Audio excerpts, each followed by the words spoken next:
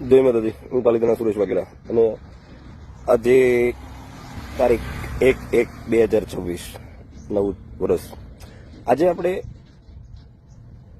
કોઈ પણ કાંઈ પણ નાની મોટી વાત હોય જાતિ કરીને નવું વર્ષ મનાવીએ, નાની મોટી. પણ ઘણા સમયથી આપણે 7-8 દિવસથી આપણે એક રેકોર્ડિંગ વિડીયો બધા સાંભળીએ છીએ નાના ભાઈઓના અને મોટા ભાઈઓના, કે પાલિતાણાની પ્રશ્નો છે, એ મુદ્દે પાલિતાણાનો પ્રશ્ન છે.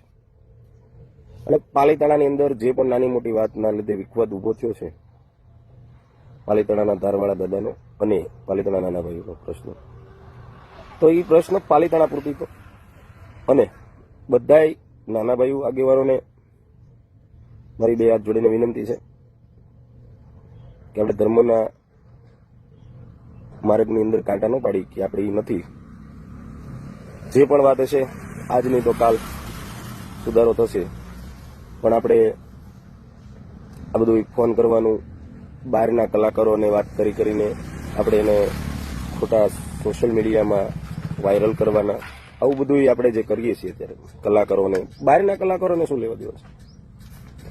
એટલે ખરેખર જે આ શબ્દો થોડોક છે માનથી તમને કહે છે કે આ બધા આપણા વિડીયો જે પણ હોય એ બધા બંધ કરી દો.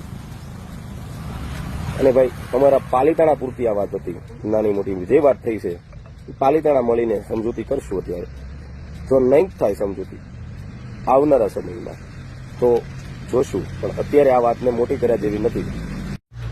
એટલે પાલિતાણાના તમામ દેવી પૂજકોને મળીને આપણે વાતચીત કરશું. પણ અત્યારે દાદાનો માંડવો જે પણ થઈ રહ્યો હોય એની અંદર આપણે નાના ભાઈઓનો આક્રોશ શબ્દો જે છે એના લીધે કોઈ દાદાને કોઈ અડચણ આવે એવો શબ્દો આપણે ન કરીએ. આપણે દાદાના ભાણા આડા ન ફરીએ, આપણે દાદાના છોરું જ છીએ. એટલે સમાજને, નાના ભાઈઓને મારી આગળ 2 પ્રશ્ન હોય તો જ હું તમને કહેતો હોય, મારી આગળ 2-5 માણસોની ભલામણ હોય તો જ કહેતો હોય કે અત્યારે જેટલા બધા આપણા નાના ભાઈઓ વિડીયો બનાવે છે બધા ભાઈઓને હું એક નમ્ર વિનંતી કરીને કહું છું કે આપણે દાદાનો માંડવો પતી જાય પછી આપણે નાના ભાઈઓ બધા ભેગા થશું અને નાના ભાઈઓ ભેગા થઈને આપણે આનો નિર્ણય લેશું. પણ અત્યારે આપણે પહેલા તો ખરેખર એમને કીધું છે નાના મોટા ભાઈઓએ, એ પણ મારે થોડુંક તમને જણાવવું છે કે તમે જે છો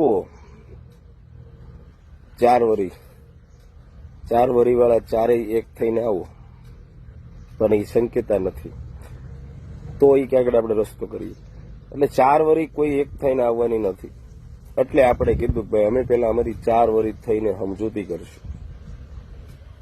એટલે આપણે માંડવો પત્યા પછી બધા ભેગા થઈને જે આપણો નાના ભાઈઓ સમાજ નિર્ણય લે છે એમાં હું પણ સહમતીશ. પણ અત્યારે આપણા જેટલા બધા નાના ભાઈઓના જે કાર્યકર્તા છે, આગેવાનો છે, જેટલા જે તાલુકાના જે જિલ્લાના માણસો છે એને નમ્ર વિનંતી કરીને કહું છું કે ભાઈ આ અમારા પાલિતાણાની મેટર છે અને પાલિતાણા પૂરતી છે. અત્યારે પાલિતાણામાં દાદાનો માંડવો પત્યા પછી જે પણ વાત હશે એનું અમે સોલ્યુશન કાઢશું.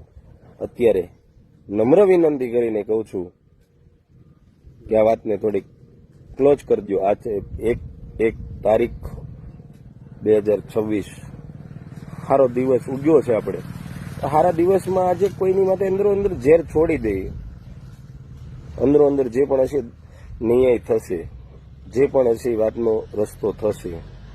આપણે વિરોધ કરવાથી નહીં થાય, એકબીજા એક વાત સામોસામ બેસીને વાત કરશું તો થશે. મીડિયાના માધ્યમથી નહીં, સામે બેસીને થશે. એટલે આપણે સમાજ બધા મળીને એક રસ્તો ઉતારશું.